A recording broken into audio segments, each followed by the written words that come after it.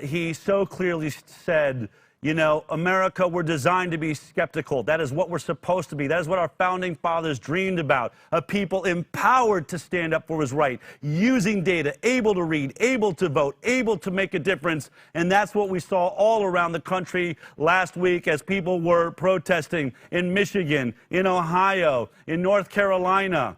It's been going on. People have been stepping out. Lots of questions. We were even hearing that Facebook doesn't want to allow these videos out as they're taking place. But that didn't stop people all across this country. They didn't stop them here in Texas. There was a rally here in Texas over the weekend. Obviously, California had a huge turnout in Sacramento.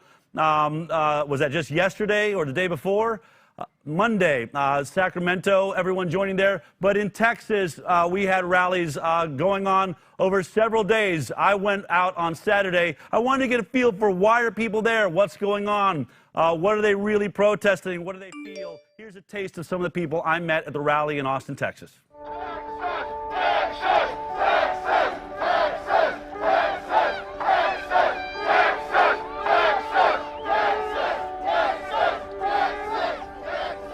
What do you do for a living? I'm a chiropractor. I'm a doula. I work with Texas Right to Know. Cindy, what do you do for a living?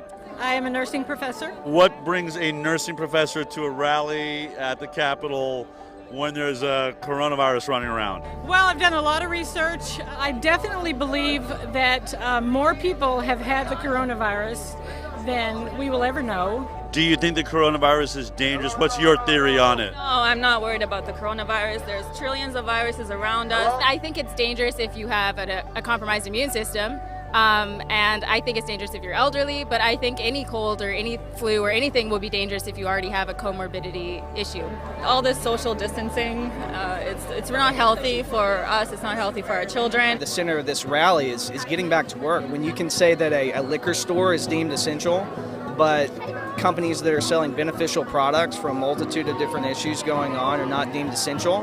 These are shutting down small businesses. This is unprecedented. We've never seen the government be able to deem something essential. This is not hurting Costco. This isn't hurting Walmart. But if the goal really is about public health, provide products that benefit people and don't centralize everyone in one spot. So what happens to, you know, pregnant women that were working with a doula all the way up into their pregnancy? You know, what's happening there? We can support them virtually, and if I have home births, I can attend those, which I prefer anyways. But it's really not about me either. I have friends who are in the service industry, massage therapists, servers, bartenders, and they're out of work for over a month now. And they need to get back to work to support themselves and their families. The reason I'm here and what I think this is really about is grabbing our freedoms. I feel like there's a bigger agenda at play here, and that it's not about a virus, because there are over 300,000 viruses, I think, or more in the world. So are we going to always be in fear? Are we going to always wear masks? There's been hardly anyone die compared to, you know, like the flu or other viruses. Yeah. And I don't mean to sound harsh, it's just that there are hundreds of thousands, if not millions, of children and other people that are going to die if we don't open the world back up. Why are you at the Capitol during coronavirus, not wearing a mask?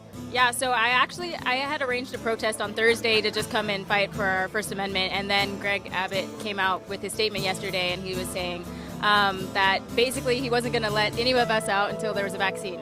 So I'm like, okay, now it's a vaccine issue. This is all because of a vaccine mandate. They want the COVID vaccine. They want to keep us at social distancing until the vaccine comes out. Our governor just said that yesterday.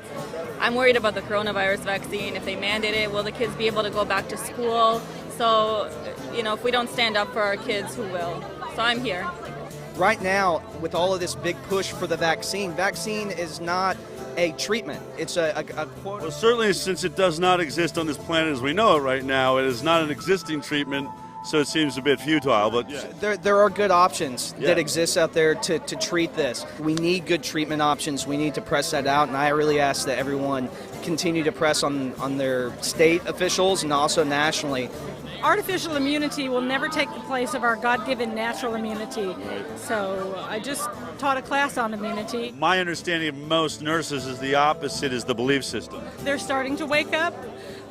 It's just something they've been told. They've been conditioned to believe that, and I'm 62. I've never had a flu shot. That's obviously what the bigger picture is they want a vaccine, they want to mandate that. And I believe they're using this as like a false flag event to do that. If I have antibodies, does that mean I'm infected or does that mean I'm immune? Which is it? They're testing for genetic material, genetic sequencing. You know, how is that proof positive that I'm a danger to be close to you or someone else? And are we going to let the government tell us who's sick and who's not? You know, if I'm perfectly healthy and they're going to say I'm asymptomatic, are they going to rip me away from my family, my children away? Or worse, what if your kid is positive and you aren't? I mean, that's the thing I think about. Are they going to take your child out of your house? What do you think is going to come of all this? I think the population's waking up. I think there's a war going on, both on the physical level and on the spiritual level. And people all over, you can see by the size of this rally that was just spontaneously erupted within the last 24 hours, how many people are awake to the scams that are going on and have been going on in our country for decades. I believed what we were being told.